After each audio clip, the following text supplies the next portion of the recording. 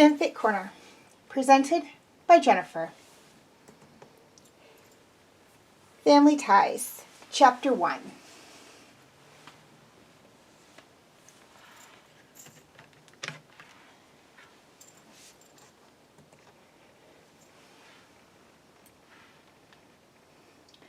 The house was a little run down and in need of some TLC, but it kind of looked like Hunter and his 3 brothers remembered it.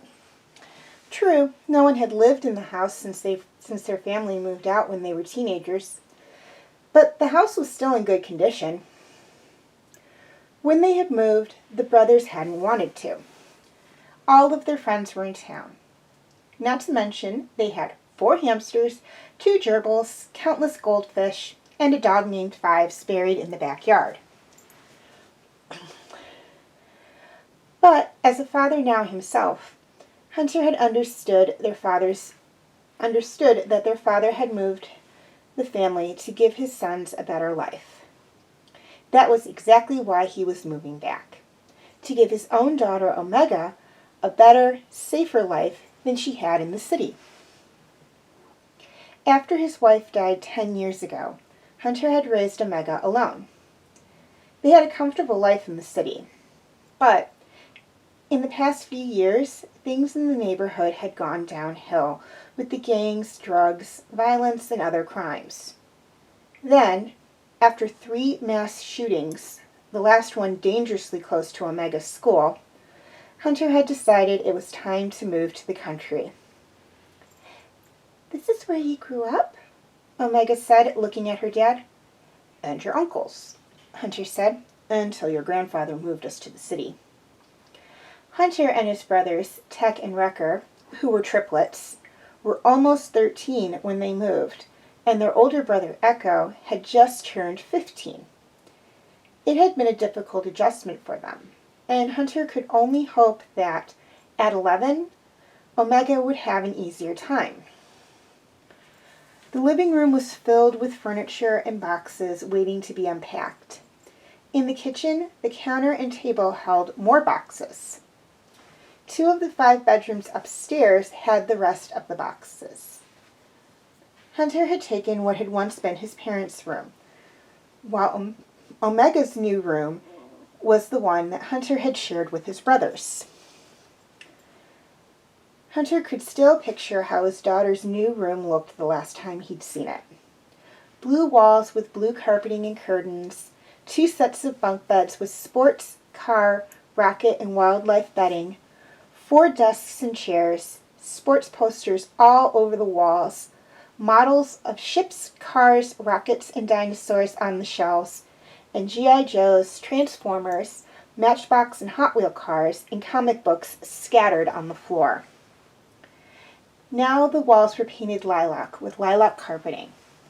Omega's purple metal desk and chair were on one wall, and her white 4-poster bed was on the other, with her butterfly bedding already on it, and her matching butterfly curtains were up. Hunter was sure by the end of the week, Omega's unicorn and wildlife posters would be up, the shelves would be covered with her dolls and figurines, and her toys and plushies would be all over the place. Let's get some unpacking done, Hunter said. Okay, Omega said, heading to her new room. Omega, clothes, not just toys. Over the course of several hours, father and daughter unpacked what they could. It was getting late. It was getting close to dinner time when Hunter went to check on Omega and get her opinion on dinner. All the boxes in her room labeled closet, dresser, and chest of drawers were empty, indicating that Omega had unpacked her clothes. The totes containing Omega's animal figurines were stacked neatly in one corner. Her panda stuffed animal, Panda Lee, and her mermaid plushie, Aquamarine, were on her bed. Her favorite stuffed dragon, Obsidian, was on the bay window, and her favorite Squishmallows, including her giant calico cat, were in the corner by her bookshelf, where she was busy neatly arranging her Warriors, Thoroughbreds, Wings of Fire, Royal Diaries, American Girl, and Dear America books, the latter three arranged by the year they took place. So, Hunter said, I was thinking our first dinner in our new home should be pizza. Yeah, Omega said, jumping up. I already ordered it. Come downstairs and help me find the paper plates and cups. It didn't take long to find them. The boxes had all been well labeled. Their tricolored beagle Gonky followed them around, looking for his dinner. Gonky had been a gift from Hunter's parents 2 years ago. At first, Hunter wasn't sure about having a dog. He and Omega lived in an apartment, and Gonky had been a 6-month-old puppy at the time. Plus, at the time, Hunter had thought no dog would be like Fives. But Gonky had proved himself to be a good dog. At the sound of the bell, Gonky ran to the front door barking. As small as he was, Gonky took his job of protecting his family seriously. Gonky, wait, Hunter said, coming to the door. Obediently, the beagle stopped in his tracks. He had been through enough obedience training to listen to Hunter or Omega. He followed Hunter back to the kitchen. Here, Gonky, Omega said, putting a bowl of dog chow and Mighty Dog down for him. Gonky went right to his bowl as Hunter opened the fridge to get himself and Omega something to drink. No milk, Omega said from behind him. No eggs or breakfast meat either, Hunter said, taking the last 2 bottles of Snapple Apple out. We'll have to go to the store tomorrow.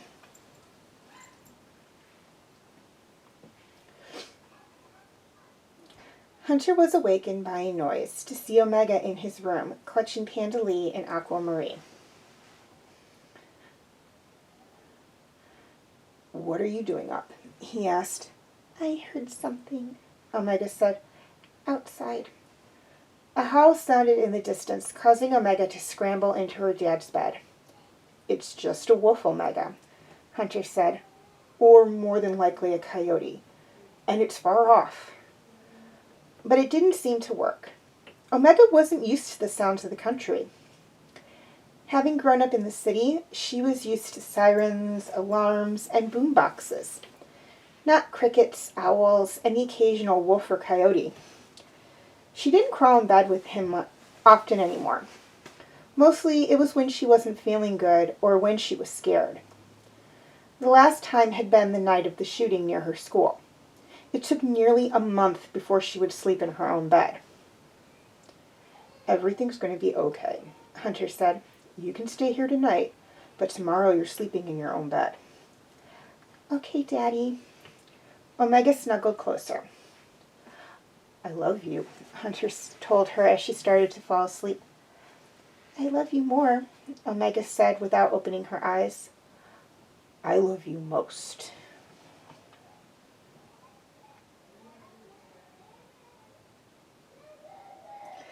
Hunter and Omega left early the next morning. They had a lot to do. There was groceries to buy and put away, and more boxes to unpack. On top of that, Hunter's brothers were moving in today. But first, there was breakfast. "What can I get you?" the waitress at the local diner asked. "I'll have the Western omelet with wheat toast," Hunter said. "Can I have a house special with bacon and wheat toast?" Omega said. "How would you like your eggs?" "Sunny side up." "You are going to love living here," Hunter told Omega after the waitress left. "There are lots of trails to explore, and we have a big backyard." "As big as the park?" Omega asked excitedly. "Not that big, but bigger than the courtyard." Omega's eyes sparkled with excitement.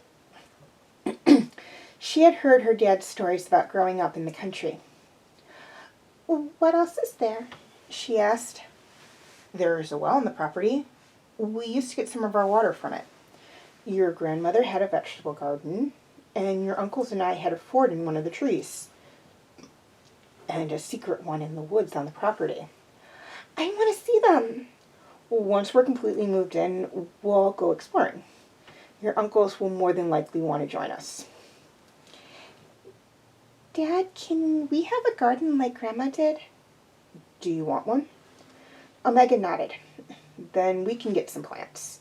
Anything in particular you want?" "Strawberries and bell peppers." Breakfast arrived, and the conversation turned to what they would need from the store.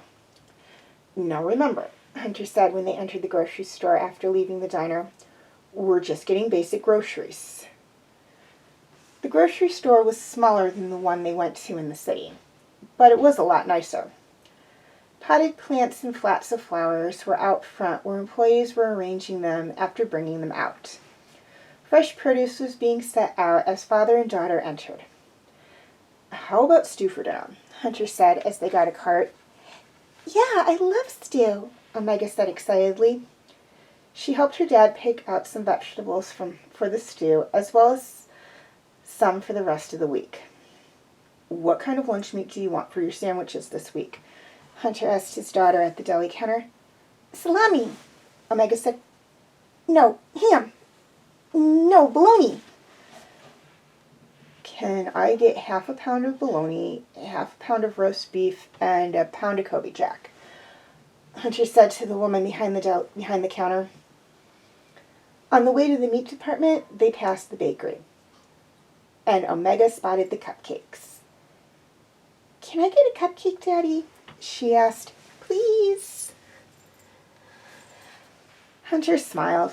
He couldn't say no to his little girl. "Just one," he said, "and you can have it after dinner."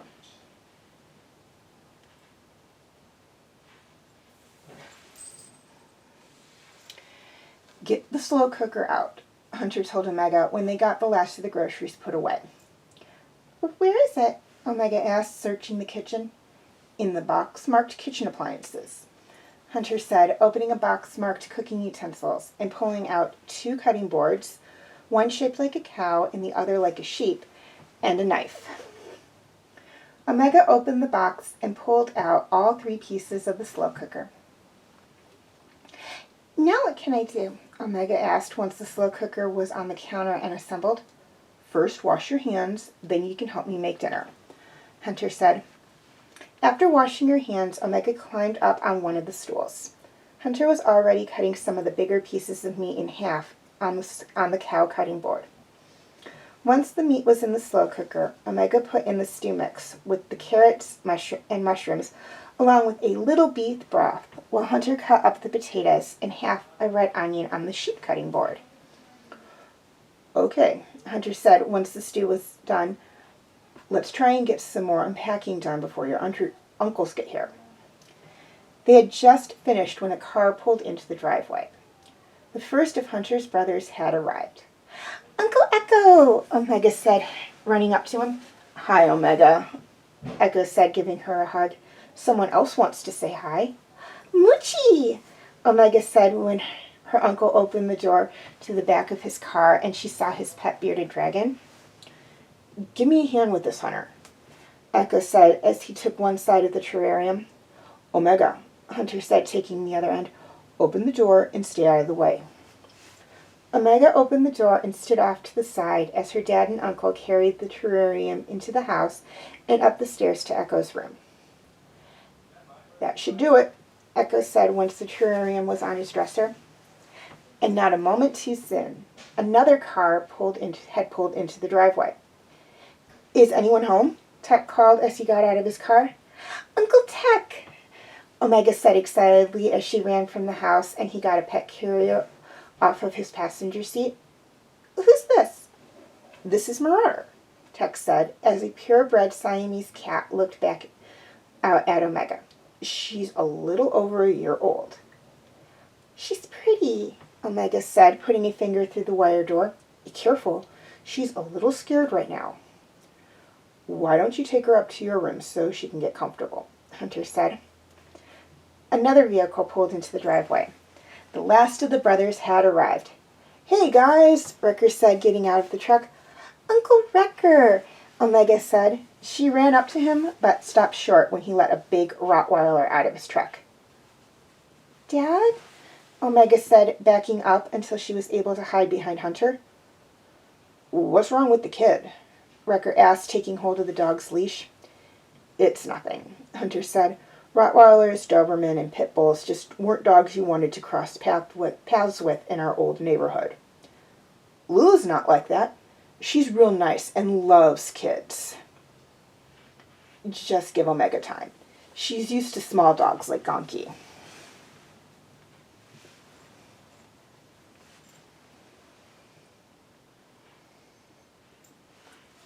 It didn't take long for Echo, Tech, and Wrecker to move their things into the house and unpack. Tech had taken what had once been their dad's den, while Wrecker's room had once been their mom's sewing room, and Echo's had been a spare room. Wrecker had teased him about spending a whole night in the room. It went back to when Echo was 7 and the triplets were 5.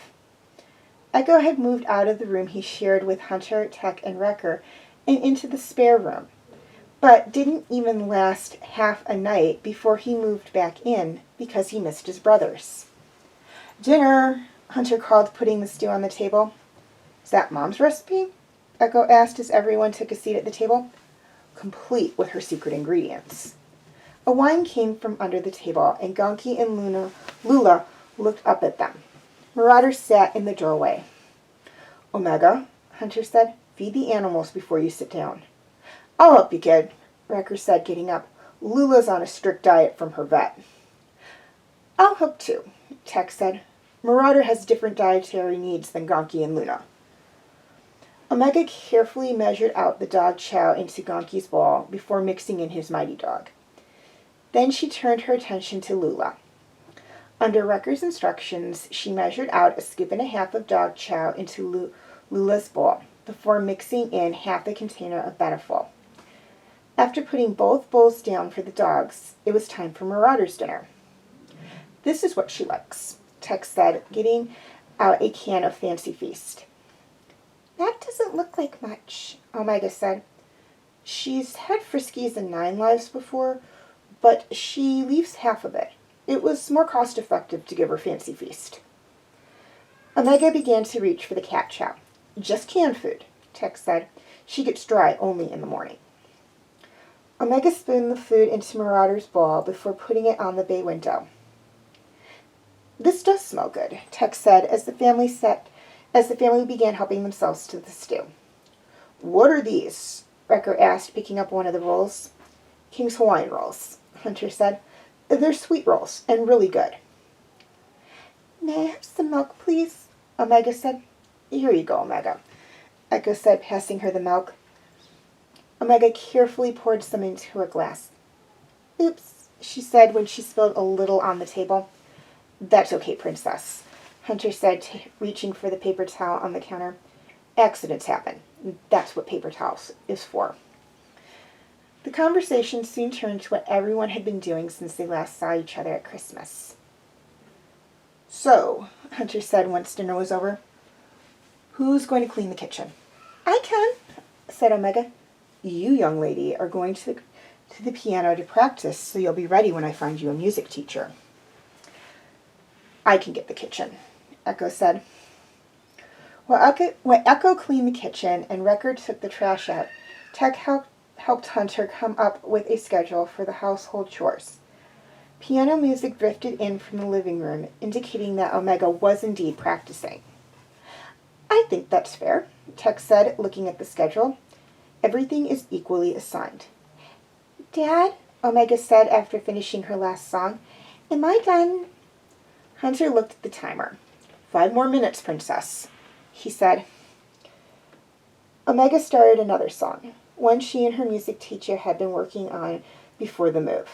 Halfway through, she missed a note. Keep going, Hunter said when she stopped, knowing she would have started over. When she finished practicing, Omega came into the kitchen and put a sticker on her chore chart next to practice piano. Dad, does unpacking count as cleaning my room? She asked. We'll let it count this time, Hunter said. Omega put up a second sticker and then counted. Can we get ice cream after church tomorrow? She asked. I have 12 stickers. What's this about ice cream? Wrecker asked, coming into the kitchen. I have 12 stickers on my chore chart, so I get to pick a special prize, Omega said, and I pick ice cream. Then ice cream it is, Hunter said. Tomorrow, after church. Thanks, Daddy, Omega said, giving Hunter a hug. Can I have my cupcake now? Don't get any icing on the furniture, Hunter said.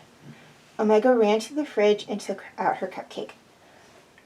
I'm going to watch ponies, if that's okay, she said. Go on, but if one of your uncles is watching something, watch it in your room. Okay, Dad, Omega said, heading for the living room. Ponies? Wrecker said, looking at Hunter. My Little Ponies, Hunter clarified. She loves it.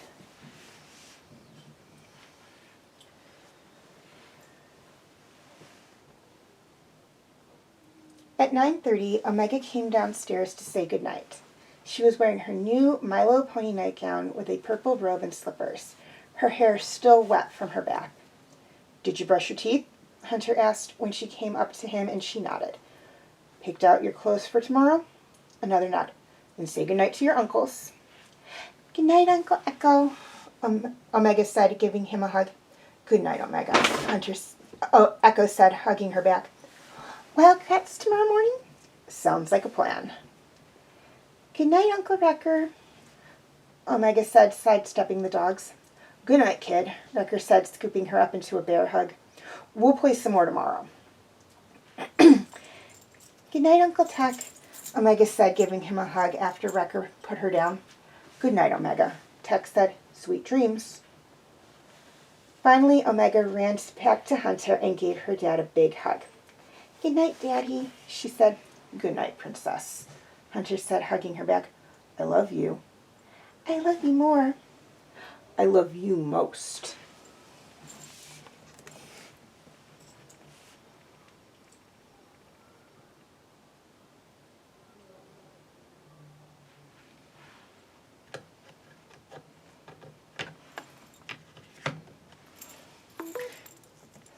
Okay, for those of you who have a fanfic or short story that you would like me to do a reading on for either Fanfic Corner or Story Corner, please send it to my Tumblr account, Facebook page, or Facebook group. I will have the link for all 3 in the description section. A couple of things to keep in mind before you do. First, please be sure to include your name, and if you're submitting someone else's work, the name of the author. I don't care if it's a username or an actual name, I just need to be able to credit somebody. Please try to keep them short. I do like to keep these videos between 15 to 20 minutes. I will go a little over if I have to. And if they are really long, and by really long I mean it'll take 30 minutes or more to do a reading on them, I will cut them up into parts. Please try to keep them clean and appropriate. I'll clean up or gloss over any parts or words that I feel are inappropriate for children and or sensitive audiences, but if there's way too much, I just won't do a reading. If it's a holiday fanfic or short story, please submit it 2 months before the holiday and be sure to include the name and the date of the holiday. This is basically just to ensure that I can get that fanfic reading posted, or that reading posted a month before the holiday. Finally, please be honest. If I learn that someone has submitted a